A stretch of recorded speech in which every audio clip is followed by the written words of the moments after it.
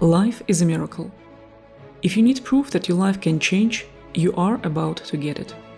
The desire to change brought our guest from end-stage liver disease, 12 years of addiction, and dark suicidal thoughts to a place where he has saved thousands of lives, became a father, and got his health back, against all odds. Founder of Marley's Mutts Dog Rescue and the Pawsitive Change Program, Zach Skow is here today to share his story of transformation, purpose, and miracles. I came across your story several years ago, and I have to say, I couldn't help myself, and I shared your post with Cora. By the way, she's joining us today. Hello. So thank you so much for inspiration that you brought into my life. And obviously we have our stories. I believe stories like yours just has to be shared. We don't do interviews often. It's not our main content. And when my colleagues asked for a list of potential guests, I said, Zach Skow, please. Amazing. I know you told your story many times from the stage, and you told your story hundreds or probably thousands of times in front of small groups, and you can tell the story without huge emotions because you said it or you explained it so many times. But I'm 100% sure today when somebody listens to this podcast, there are lives that will be moved and changed. I'm 100% sure. Yeah. If you don't mind telling us your story, that probably leading us to the dark moment in 2008 and what happened that day that changed your trajectory. Sure. First of all, thank you for having me. And second of all, your English is wonderful. Great job.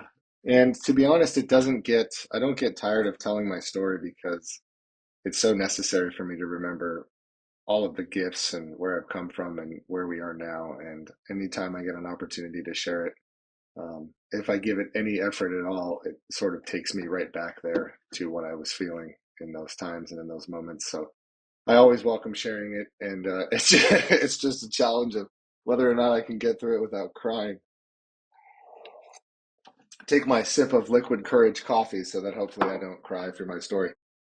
Um, so rather than tell my whole story of drugs and alcohol, I'd sort of like to focus on, like you said, 2008. So up until that point, in 2008, I was 28 years old, and I was a desperate alcoholic and drug addict. I spent every day focused on alcohol and drugs and trying to get enough alcohol and drugs into my body to just simply maintain.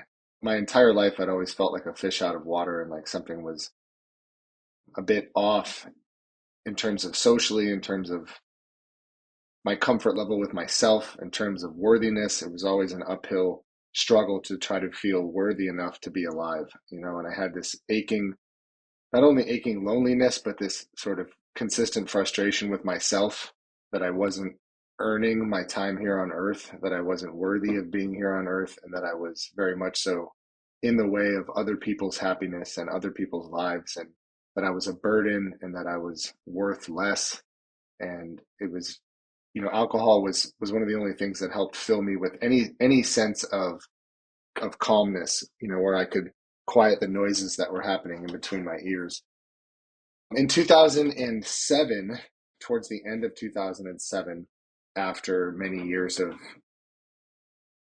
alcohol consumption and drinking, at that point I was drinking 24 hours a day, so throughout the entire day, I started to turn yellow.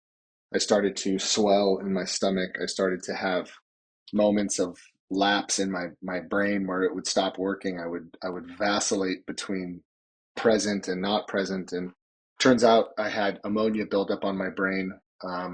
I stayed away from the doctors for as long as possible, and I tried to hide this condition. I wore baggy clothes. I would tan so that you couldn't see the yellow in my skin. I would wear sunglasses so that you couldn't see the yellow in my eyes.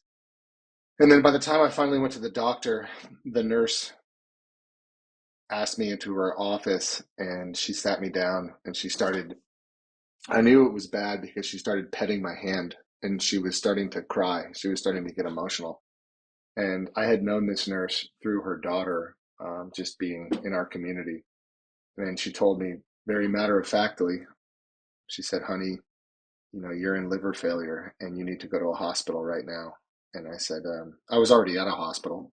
And I said, oh, I'm not in liver failure. I've just been drinking a lot this last week and I'm just on a bender. And, this is something I do all the time. And she said, no, honey, these numbers don't lie. You're in liver failure and you could die very soon and you need to go to a hospital immediately. And rather than do anything about that, I remember this pit of fear, this deep, deep anxiety that my entire identity was going to be removed and that I was going to die in obscurity because there was no way I could live without alcohol. Any bit of calm in my mind, any bit of contentment or just respite from the noise, I could only get through alcohol. The only time that I felt I could tolerate being alive was when I was under the influence of alcohol. And if you remove that from me, I would I would be constantly in a state of panic, unable to live in my skin. Living in it's hard to, unless you've lived through alcoholism or addiction, it's very difficult to share what it's like to live within yourself and not be able to, I just couldn't prop up this avatar any longer, this version of myself that I was having to present to the world. I couldn't keep it up. My body was done trying to survive, trying to act, trying to put on this mask. And, I, rather than do anything to listen to my nurse, I went home and I lied about the doctor's appointment. I said everything was fine. And I tried to keep the charade going until about a month later, my physical signs were so obvious. I was leaking blood from my mouth, blood from both ends, and I was very, very ill. So in August of 2008, I was checked into Bakersfield Memorial Hospital with what's called end stage liver disease. There are several stages of liver failure. The one I was in was called end. It is the last stage. You either die or you get a liver transplant. Those are your two options. I did not qualify for a liver transplant, so there was no way I was going to get one. I immediately received very heavy painkillers in the hospital and became addicted to those almost immediately. The first week of my hospitalization, I don't remember anything. My kidneys had failed, my pancreas was failing, my liver was failing, and I was just very, very, very ill. And they tried everything they could do to sort of address my condition, frozen plasma transfusions, biopsies. I was having my stomach drained every 3 days or so. When you're in liver failure, not only do you present as like the sickest sick person anyone's ever seen, because everything about you looks ill. Your body, your mind, nothing works. You physically look, ghastly. It's a very ghastly presentation. It's a very scary thing to be in liver and kidney failure just based on the way that you look. I'm going to have to speed through this story because there's so much to it and it would take up our entire time. But I had my first meeting of Alcoholics Anonymous in the hospital. People came to my hospital room and shared their experience, strength, and hope. One of those men had gotten through liver failure himself, and he was in prison when he went through liver failure. So that was a really big sign of hope for me and my family.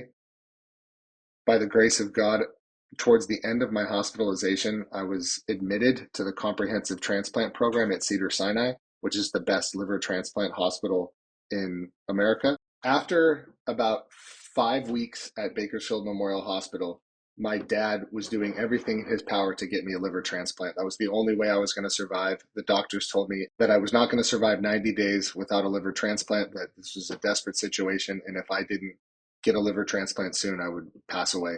And every day that I stayed in the hospital was another day that they wanted to send me on hospice care. They knew that I wasn't going to get better. They knew I was dying, and they didn't want me in the hospital. They wanted me home with my family so that I could ease into death and ease into, the afterlife.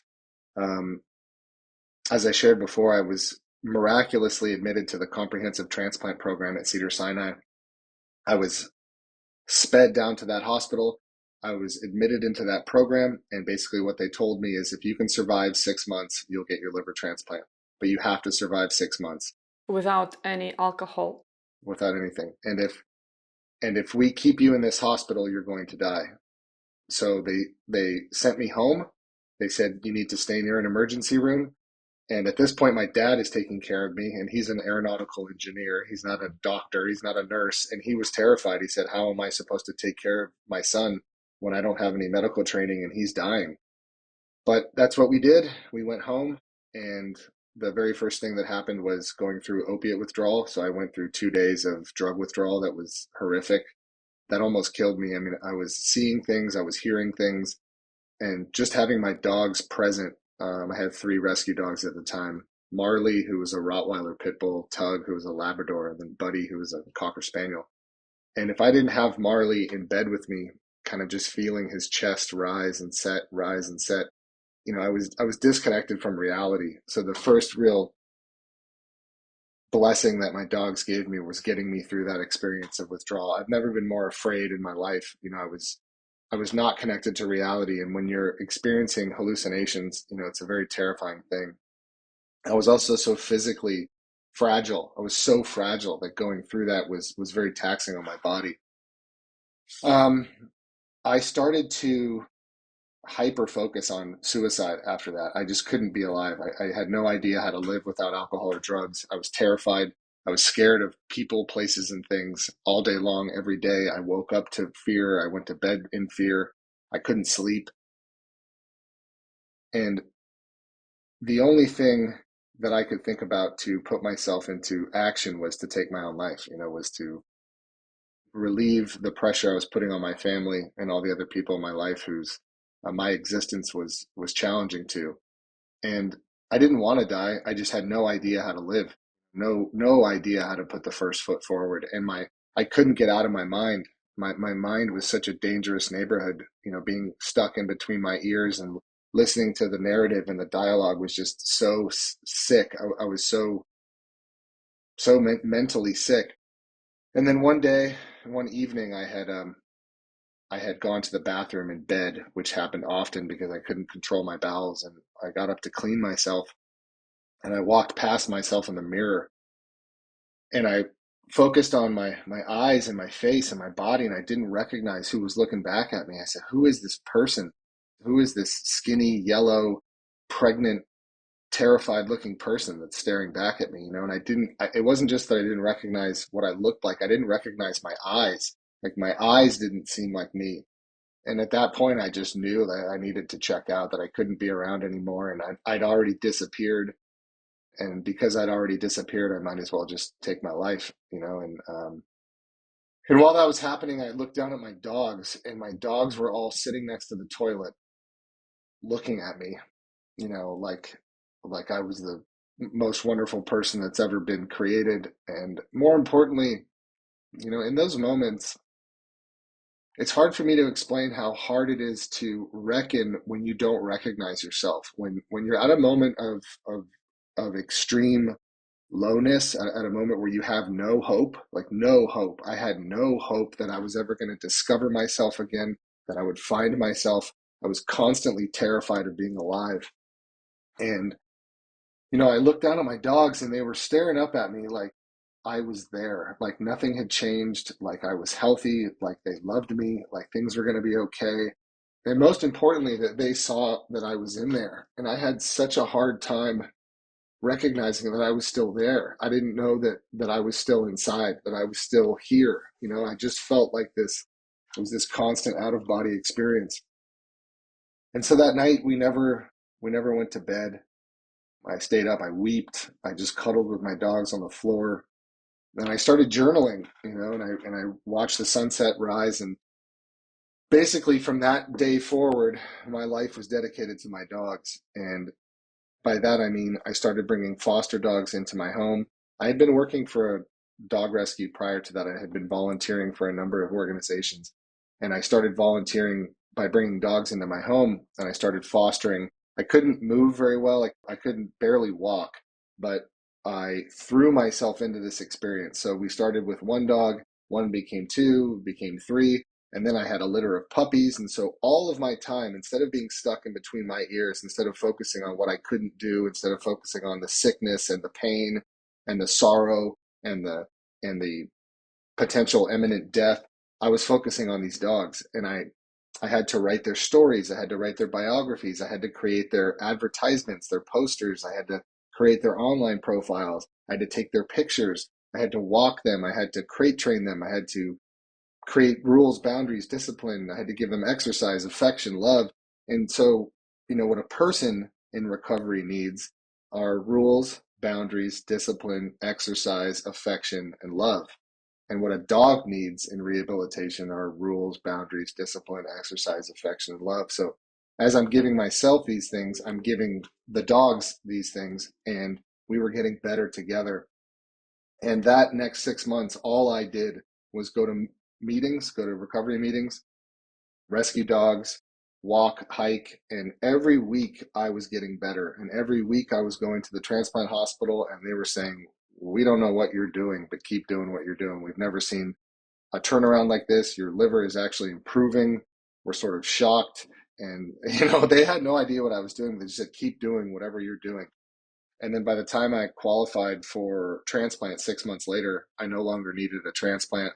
I think we had saved a couple of dozen dogs by that point, and my entire life had changed. I had gained a bunch of muscle. My pregnant belly had gone down. The jaundice that I was experiencing started to go away. And ever since then, for the last 15 years, my liver has gotten better and better and better every year. So today, the person I am, I have what's called stage 3 fibrosis, which is still advanced liver disease, but I do not need a liver transplant currently, and I may be healthy for the rest of my life if I continue improving. And really, what it took on top of just my dogs being a part of my life and really living for them initially, like now I'm able to live for myself. I'm able to live for my kids. I'm able to live for God. I'm able to do a lot of things because I have a spiritual understanding of life. But back then, I needed something other than myself to live for. And the key to recovery in so many ways is service. For me, it's the only way forward when you're in a place where the answers aren't coming to yourself on your own, is to give back, to be of service, to get out of your own BS, to get out of all of your narrative and into something productive and helpful. And that changed my life, completely. My life is still wholly dedicated to service. So much of the fulfillment and the purpose I get out of life is giving back to people, giving back to dogs, talking about recovery, talking about hopeful things. And really, Marley's Mutts was born out of this process. I never wanted to be a dog rescuer. I've always loved working with dogs. I've always loved training dogs. But I didn't know I could start an organization. I didn't know they would let drunks in recovery start nonprofit organizations. I didn't know how it worked. And my community just kept saying, you need to do this. You're doing a great job. Please keep doing this. Keep doing this. And so Marley's Mutts was formed. You're doing a fantastic job. You're making this world better, not only for dogs, but for a lot of humans. And I have to say, listening to your story, I mean, everybody has struggles. Some have bigger, some have smaller, but having a physical pain, having addiction, which has actually lasted for 12 years, to take yourself out of this, I think it's remarkable. I just say a couple of words. There is nothing even close to the probably severity of, of the situation I've ever experienced. But I did struggle for maybe 10 years with OCD, and I didn't know what it was. One day I watched a video when somebody shared exactly same OCD that I had. I remember I cried because I thought I was broken.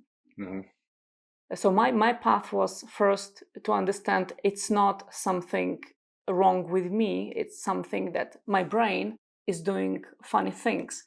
And I learned how to live with it without it ruining my life. And it was my big step forward. And with the time, it subsided. So I can say my life is probably 90% freed from this specific OCD. I also grew up with quite severe dyslexia, which also makes sometimes very difficult for me to talk. Now I'm talking to you. If I'm in a funny state, I sometimes struggle to find words. If I'm a bit stressed, I might struggle to find words. So those things, they can make simple things quite difficult. And You just said something extremely important. Like when we are in our brain, which trained for some reason to look for bad solutions or bad narrative, it sounds strange. We are actually in danger sometimes in our own heads. This is a dangerous neighborhood to be in without tools. There are funny people in Hmm. there, I would Yeah. say. This is something that struck me because you also mentioned that when you started your first steps, like literally your first steps, you said you went for a walk and it was your regular routine. You took your dogs. In some interviews, you mentioned feeling the connection to something Hmm. you never really felt or probably Hmm. never admitted. Hmm. Presence of something bigger than yourself was something that really gave Yeah. a real power. If you could share a little bit, like Yeah. what did you do? Like what did you say? What was your like inner ritual or dialogue? Yeah. Sure. Let me touch on two things. So make sure I get back to that question. But I wanted to also add that, you know, my story in my recovery and rehabilitation was not born of myself. It wasn't my own gumption and my own effort. And I didn't fix it. What I had was a dad, my father, who like refused to give up on me, refused. And I had dogs who refused to give up on me. And I was ready to give up. I was ready to give up time and time again. I didn't have anything left. I had nothing left. But my dad, he said, "No, I will not let this happen. I will not." And the struggles that we went through all of those months, nobody will understand those struggles. Nobody will understand what my dad and I went through. When you're in liver failure and you're that sick, every day presents challenges that could take your life or might lead to you losing your life. And I didn't have the belief in myself. I didn't have the courage to continue on. But the unconditional love that my dad gave me, he said, you know, take my love for you and use that to get you through this fight. And my dogs every day would look at me and give me this strength and give me this recognition that I was there, that we're doing better, that we're okay. And if we keep just moving forward, we're going to live. If we keep just moving forward, we'll be okay. And, every day putting my shoes on to go for walks, I wasn't sure how the day would end. I wasn't sure if I'd have some medical problem or issue. But those dogs simply would not let me give up, and neither would my dad. And there were these looks and there were these moments where they let me know, I believe in you and we're here and we're going to get through this together and you're not alone. You're not alone. And it was the loneliness when you're that sick and you feel like you have to rely on yourself, and yourself is the one that got you into this mess. It's very scary because you're going to mess up. You're going to fail. I could not depend on myself. I was my own worst enemy in every possible way. And what I needed were best friends and people who love me unconditionally. And that's what my dogs and my dad gave me. And they gave me a belief in myself that we could get through this and that I could kind of ride with them, that I could put some of my energy and my faith in their love for me. And that's what really helped get me through and helped give me the fortitude just to proceed. When it comes to, and I'm really glad that you asked about, pardon me. So, when you, I'm extremely grateful for this story you're sharing. thanks. I mean, if you can speak English with dyslexia and OCD out of your natural tongue, I can certainly cry for a second and get through it.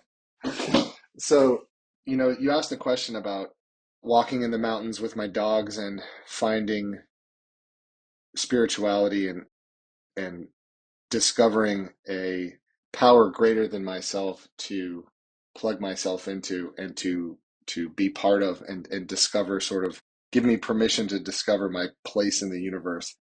And one thing that I don't think is talked about very often, but is so wonderful, is in the program of recovery, in many programs of recovery, we're encouraged to have a God of our understanding.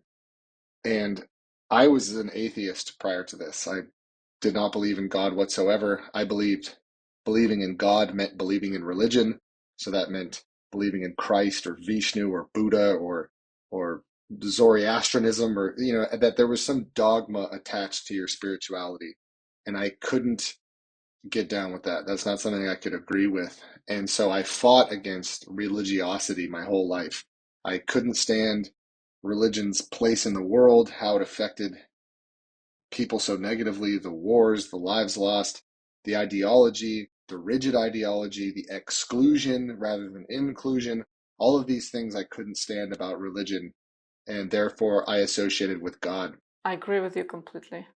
But in the program of Alcoholics Anonymous and in Narcotics Anonymous, you're encouraged to discover a God of your understanding. And so for me, that started with this group of people that I was getting sober with. It started with my walks with my dogs and these walking meditations in the mountains where I'm breathing, I'm checking in with my breath, I'm taking in the stars and the moon and the sun and the sound of the wind through the trees and the sound of my dogs, sniffing the air, and you become so much more aware of so many things around you, of this sort of majesty that's all around you. And because my program of recovery gave me permission to find a God of my understanding, not a God of your understanding or my parents' understanding or anybody else's understanding, it gave me permission to be on a spiritual path where I would discover what God meant to me. And for me, God is manifested through service, through being of service to something greater than yourself. And God is something that exists within you. God is something that is very enigmatic. It's very difficult to identify or to put a definition on. But God is something that exists within you, that you can constantly build upon, that can consist of all of the things you love in this world. It can consist of the things you hate in this world. But really, it's so important, because living outside of recovery, you are God. You are the focus of everything. You are the center of the universe, and it's very difficult to live life that way. And by finding a God of your understanding, you concede your importance. You are no longer the center of the universe. You believe in something greater than yourself. And that's really the only barrier to entry, is that God is just not you. You know what I mean? That God is inside of you, of course, but that God is not you. So for me, spirituality consists of all of these beautiful elements of life that have helped me get to where I am. And I know that's a very simplified version of what God means to me, but it would take 45 minutes to discuss all of the different moments and miracles and experiences that I've had, that have shown me, that have encouraged me to have the presence of God in my life. Does your God want you to be happy? Is happy allowed in your religion? Oh, yes, absolutely. Yeah, absolutely. Yeah, I mean, I wouldn't even say religion, right? I would just say that, my focus, absolutely, God allows for happiness, 1000%. But for me, religion means dogma. Religion means a list of rules that you're supposed to live by that don't necessarily make sense. Yeah. I completely understand you. I separate religion and faith. Yeah. To me, it's different Hmm. things. To me, religion is a part of culture. Faith is something Yeah. extremely, extremely personal and intimate. Hmm. We all create our religions, but what I also notice that we create the world based on what we think our God allows us to do. Sure. If somebody thinks, I'm not talking about your example right now, but I just want to bring it into conversation, that if somebody believes that God loves you when you're in pain, God loves you when you're doing service, you forget about yourself. Those people, they have hard time actually enjoying life. That's why when I dream, when I make a new step, I ask myself, do you believe your God will dislike you if you want it or if you get it? Will your God support you in your dream? And this is a very important question to me, because I always think, Hmm. if I somewhere deep think my God will not like me because it's too selfish, I always take this conversation back and I say, like, why do you think it's not permitted? Why do you think you'll be a bad person in the eyes of your own created God? this image that I have. Sure. And to me, it was extremely, extremely simple and helpful exercise just to double check with me whether I'm somewhere deep inside prohibiting myself sometimes quite basic things like rest, joy, anger, or a dream. And I was listening to you, and I completely on the same page, and I agree with you that you cannot find God if you follow somebody else's rule book. If you don't mind me asking, I am downloading extremely powerful things right now from you. And as a listener, I think to myself, you mentioned, and thank you once again for sharing so openly, you mentioned that source of hope and power was in your father's eyes that were still acknowledging you're here and I will not let anything bad happen to you. Like, you will stick to this life. We will go through this. Your dogs, they were seeing a God alive in front of them looking at you. If we take out of picture your father and even your dogs, today, do you have this power within you to give this resource to yourself? Do you think you built up this resource in those years? Yeah, absolutely.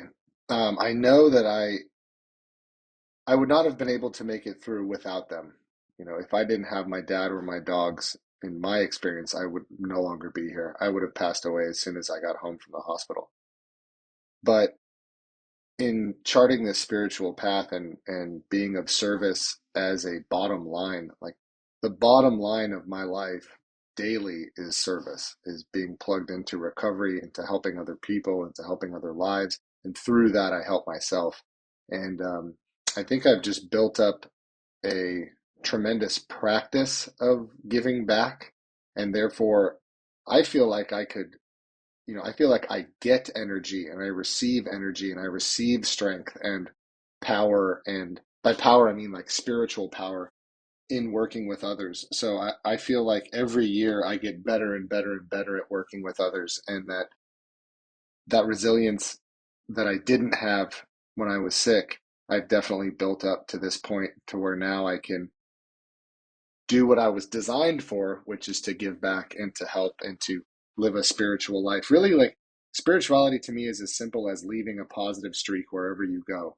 Wherever you go in every conversation, whether it's the one we're having now or one we're having in an elevator at a hotel somewhere, and we're only going to interact for 5 seconds, there is godliness and there is love in all of those interactions. And if you leave a positive streak wherever you go, that's the essence of spirituality for me, and to be receptive to the people around you and what they might need and what you might be able to offer them, even if just for a moment.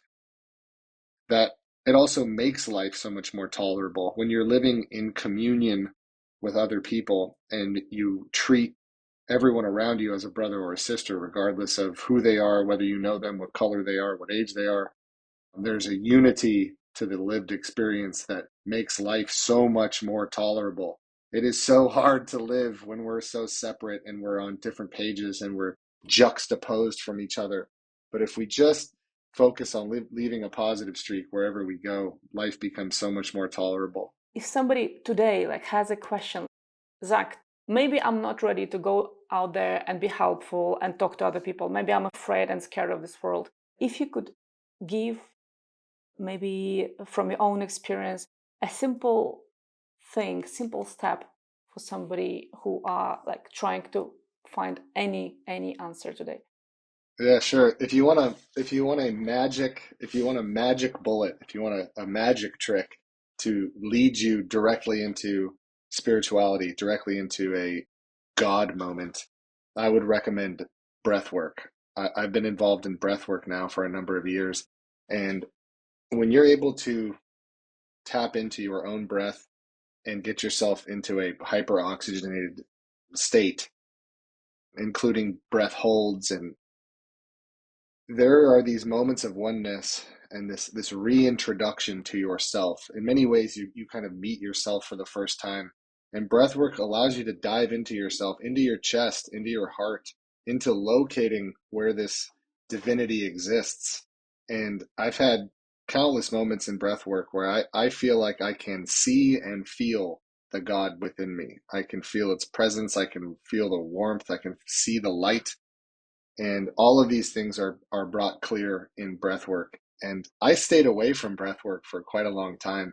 It wasn't until I was 8 or 9 years sober that I got into breath work. And it is like being slapped with divinity. I mean, you're confronted with, because you're essentially hallucinating when you do breath work. You are high on your own supply. Mm-hmm. And the things that are revealed in those moments, especially if you're inquisitive, if you have an inquisitive nature and you're willing to dive into yourself while you're doing breath work and while you're doing these breath holds, what will be revealed to you will allow you to conceive of the essence of God, I think.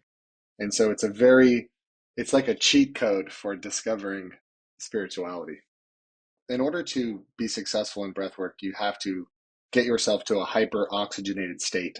So you're essentially doing one full breath every 3/4 of a second. Mm-hmm. And you're breathing in through your mouth, out through your mouth, in through your mouth, out through your mouth. And you're doing that 30 to 50 times. And then you're exhaling all of your air, every last bit of your air. And then your breath hold takes place with no air in your lungs. And because you're hyperoxygenated, you can stay holding your breath for, in some cases, minutes.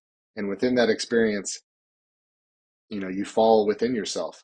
And you can keep that breath work up for many minutes, even longer than that, so long as you reinitiate the breathing sequence.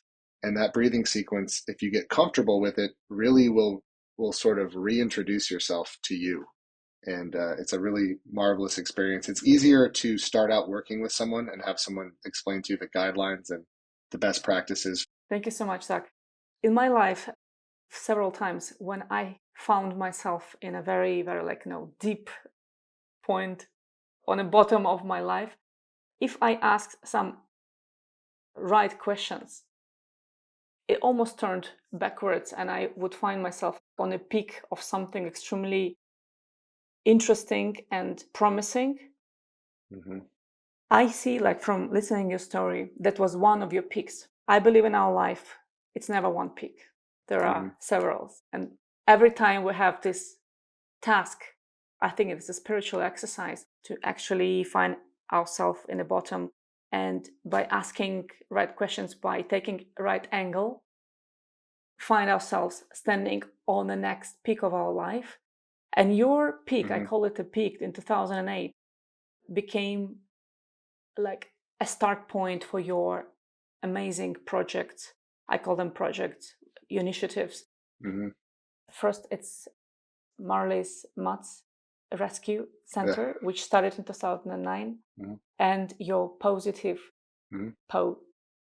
change, where you bring together people who have been imprisoned, bringing inmates and rescue dogs together to help both sides adapt better to society or to living together.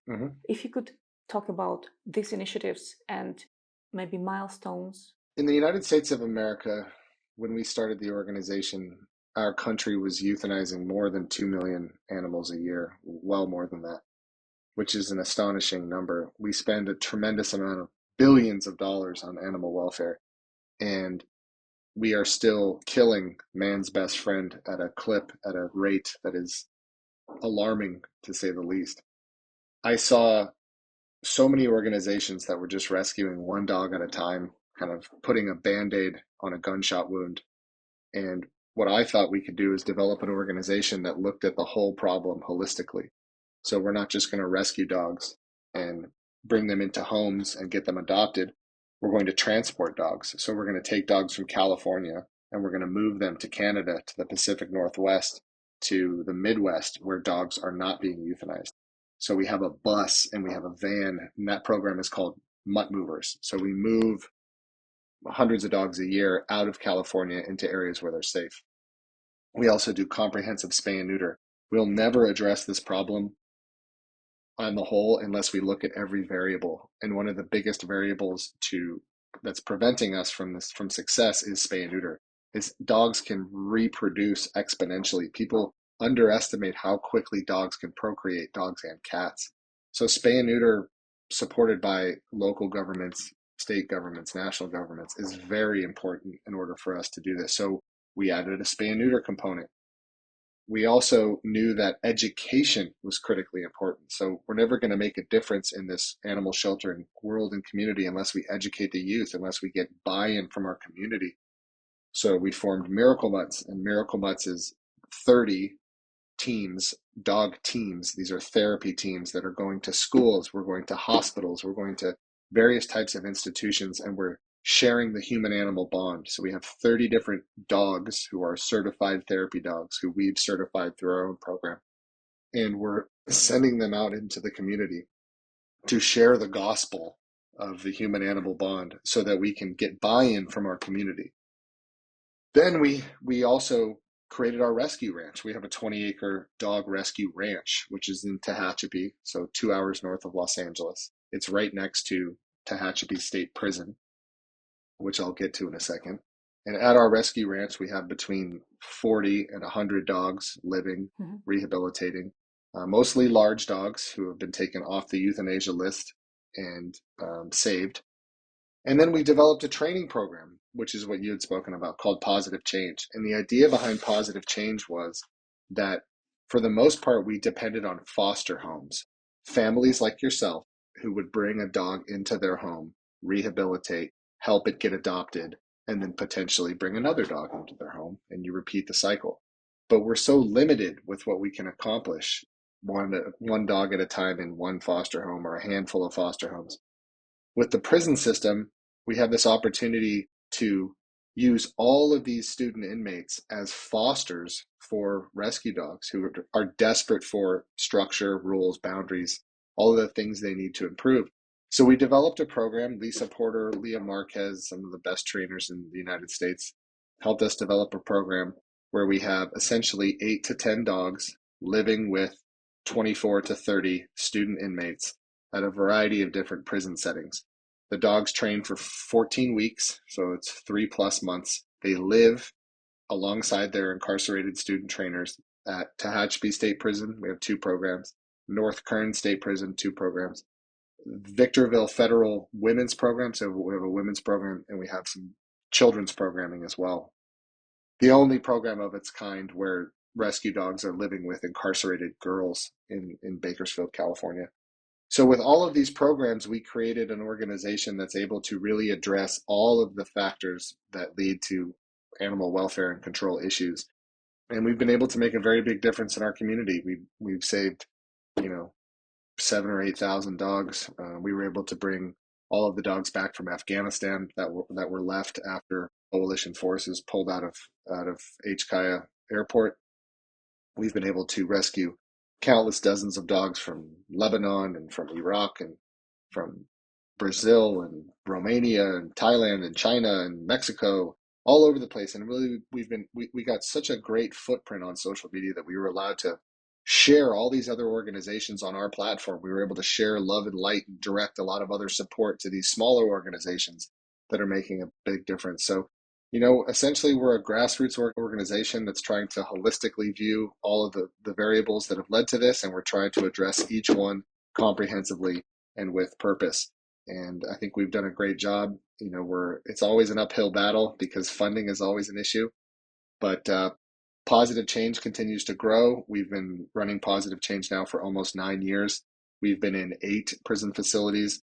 We've rehabilitated 600+ dogs in that program, and we've had more than 1,200 student graduates. It's amazing. Just to give you an idea, we train in maximum security prisons. So almost all of our students are loss of life violators. So they are convicted of manslaughter, murder, accessory to murder. Most of them are gang-related crimes when these folks were very young, sometimes children. Many of our students, have been what's called juvenile lifers. So these were children who committed loss of life crimes and were sentenced to death or sentenced to life without parole, what is called LWOP. So a lot of things have changed within the system, and we've been able to help 27 formerly incarcerated trainers get out of prison, start their careers in the training industry, and be able to not only make a difference in their community, but to hire other formerly incarcerated trainers to be of service to their community, to be of service to other rescues and animal organizations, and to provide for their families without living a life of crime. So I really believe in positive change. It's my absolute favorite thing to be a part of, to get to plug myself into. And it's something that if we can scale, which we're trying to do, our next move is to bring the program into Arizona, the state of Arizona. I really believe we can scale it nationally. Good luck with that. That's amazing. Thank you. And make a difference in as many communities as possible. Thank you so much. In one of your interviews, you said you feel most excited about the opportunity to give hope to somebody who doesn't have it. Yeah, 100%. I mean, I think whenever you've lived without hope and someone has helped give you hope, um, unless you're an incredibly insensitive person, your drive is going to be to pay that same favor back. So nothing makes me feel more alive, more plugged in, more spiritual, less lonely than being of service and trying to provide hope and opportunity, specifically to incarcerated people and pets. I resonate and I relate to, because of my life and what I've been through and the things I've done. I've done a lot of bad things, both illegal things and things that violated my own moral principles. So to be able to provide some hope and opportunity to others, the same gift that I was given, it's it's really the only way I can proceed forward in life. You see people in prisons, you see people with extremely harsh childhoods or adolescence. Hmm. What do you think the one or two key components for them to more or less successfully blend in the normal life when they're released? What do you think is that? The key variable to success after being incarcerated is hope and opportunity. If you do not have hope or opportunity, you're not going to succeed. And for so many formerly incarcerated folks, when they get out of prison, they do not have either. And they have not been given. Prison is a dark place. It's not just dark. Every day that you're in prison, you're incubated with negativity. It is a hyperbaric chamber of negativity. It is feeding negative energy to you. So if you're lucky enough to move on past prison, um, if you don't have access to opportunities, whether that's employment, whether that's housing or recovery, you're not going to be successful. If you don't have hope that things are going to be okay, then you don't have anything to lose, and you're going to make an unwise choice. So for me, the key variables are hope and opportunity. But it also very much helps, if you have an idea of spirituality. What I've noticed is those who have some kind of a faith that they're able to plug into when times get tough, when they are able to reference a power greater than themselves when things get really difficult, then they are able to grasp the fortitude needed to continue. But when folks have this me, only me, I am the end all be all of my existence, it seems to me that life becomes more challenging. Do you have a story that struck you, maybe recently? One of the dog human slash story. Oh, so many. One story I like to tell is I got a call from the Mojave Animal Shelter, and they had a dog that the staff really wanted to save. It was a Australian Shepherd, but it was vicious. And I went to the shelter, and on the kennel card, it said, they asked the reason the dog has been surrendered. So, in other words, why is this dog here? And what it said on there was, dog hates people. Just said he hates people. And sure enough, he hated people. He would try to bite you constantly. But we rescued this dog because I'm not sure why. I had some hope that our students would be able to help this dog. So I brought him to the one trainer in our prison program that I knew could handle him. His name is Jason Morey. And Jason Morey took that dog into his cell, took that dog into his life, and poured every bit of his past experience, all of the pain and trauma he's been through, he poured into relating to that dog and recognizing that dog's essence and energy, and committed to basically saying, I've got you. I've got your back. I've got you covered. We're going to get through this together. There was no chance at failure. He was going to rehabilitate this dog and make sure it got adopted no matter what. Dogs also want to be seen. Yeah, yeah. And what occurred was, or Jason was the only student that could interact with this dog too. This is a very challenging dog. This is a dangerous dog. And what Jason was able to do was to not only earn that dog's trust, but to he communicated so thoroughly that he supported this dog, that he had that dog's back, that that dog began to open up to people, to open up to the world around it, and to put behind it his own trauma. And that dog went from not being able to be pet or touched to being adopted by Jason and his family. So that when Jason got out of prison after 13 years, Smokey was waiting at home for him when he got out. Amazing. Yeah. That's crazy. It's one of my I love and there's a lot of miraculous stories. The number of really prolific, profound stories of healing, connection, and purpose have come out of the positive change program. The greatest thing to me is realizing potential. You know, we get to realize the potential of these individuals who have been forgotten. And there are 2.5 million incarcerated Americans, and to think that all of them are worthless or that they have nothing to offer our society is foolish. And from what I've been through, my lived experience shows me and teaches me that the incarcerated and formerly incarcerated have a tremendous amount to offer our society. They have a tremendous amount to offer us through their suffering, through their struggle, and through, you know, what they've been able, just by maintaining their humanity and building on their humanity while incarcerated is so difficult. And it is the joy and the privilege of my life to get to believe in these guys and to see what believing in them does. I'm just one person, and there's several people associated with our organization, but just us believing in these individuals and saying, you can do this. I believe in you. I don't judge you as an inmate or as a prisoner or as a whatever, that I judge you as a person with tremendous potential to do good and tremendous love to give. That's where the magic happens. And for too long, our society and our culture has treated the incarcerated as less than. We're still able to wholesale discriminate against the incarcerated and formerly incarcerated as a cultural rule, which is crazy to me. And so it's my job to really shine light on these individuals, what they're capable of, what their potential is, and how they can help change the world in a positive way. And what they've shown me is that time and time again, if they're given the opportunity to succeed, given the opportunity to make a difference, they're going to do it.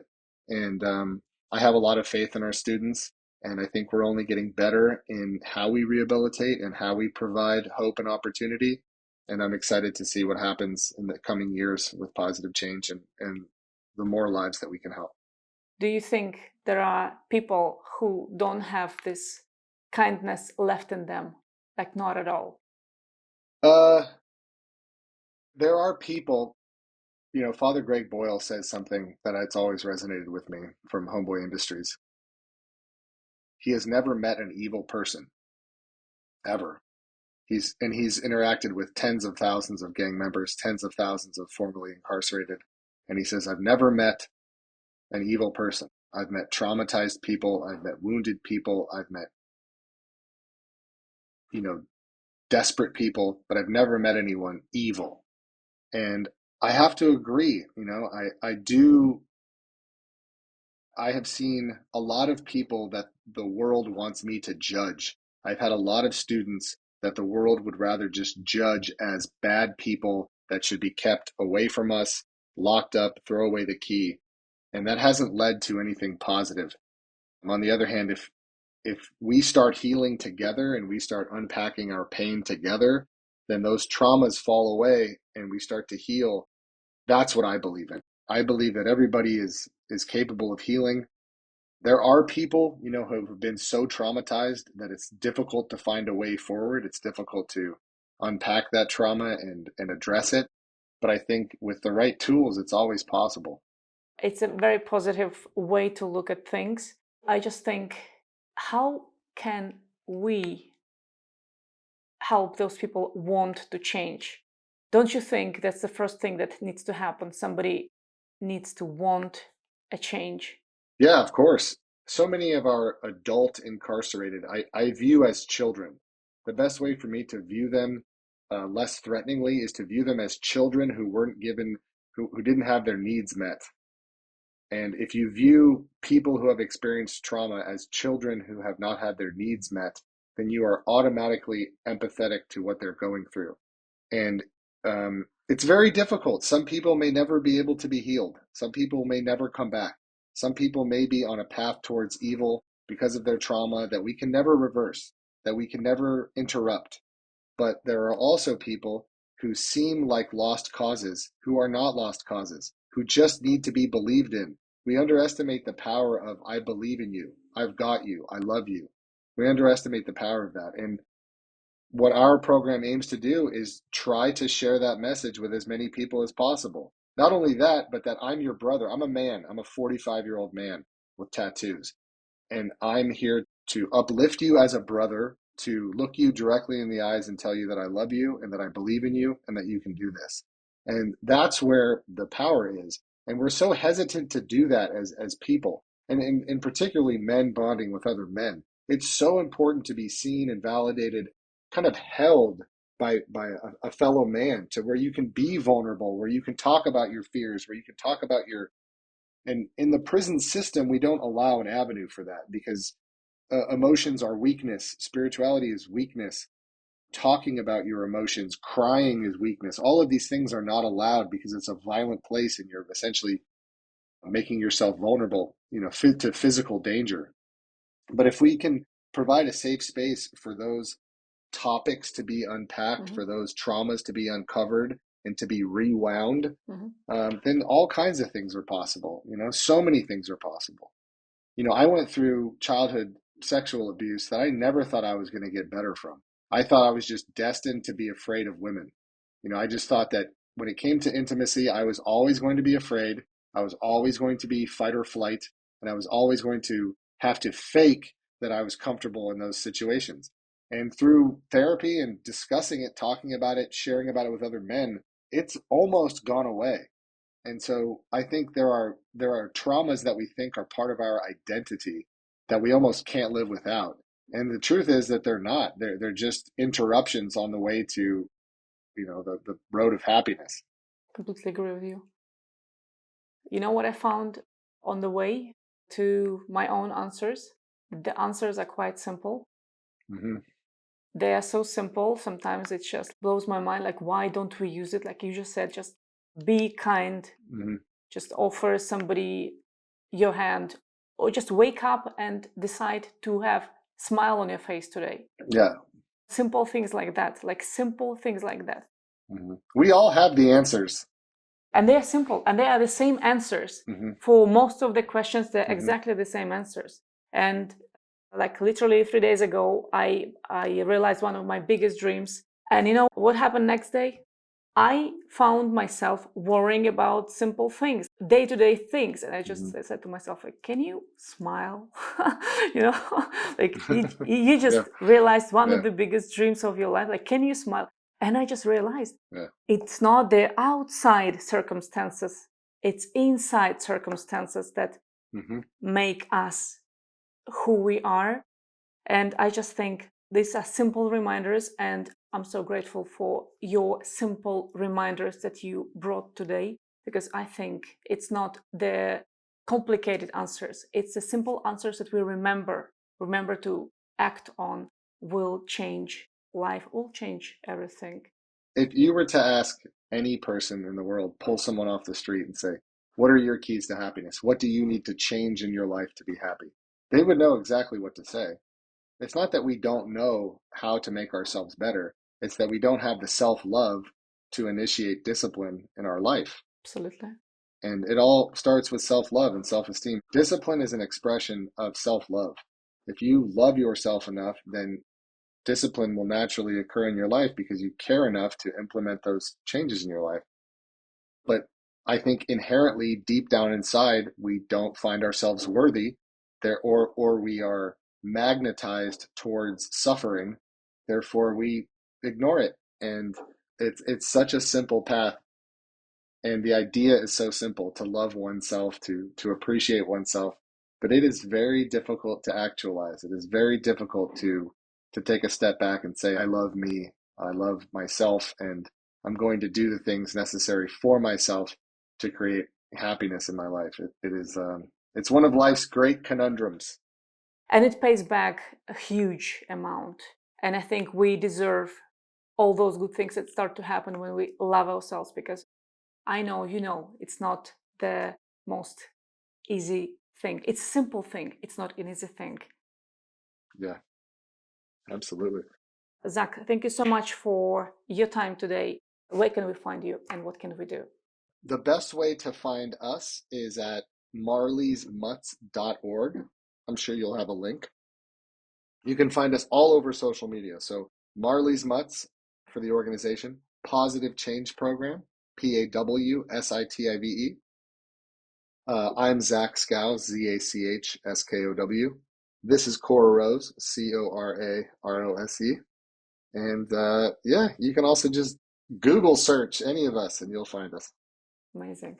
Thank you so much. Is there anything you would like to say to somebody who is now experiencing probably one of the hardest days of their life? So for anyone who's experiencing a difficult time within, a very difficult day where they can't get outside of themselves, the key is to quite literally be of service to someone else. Find someone else who needs help more than you and help them. Thank you for being with us today. Please share this story with someone who needs to hear it.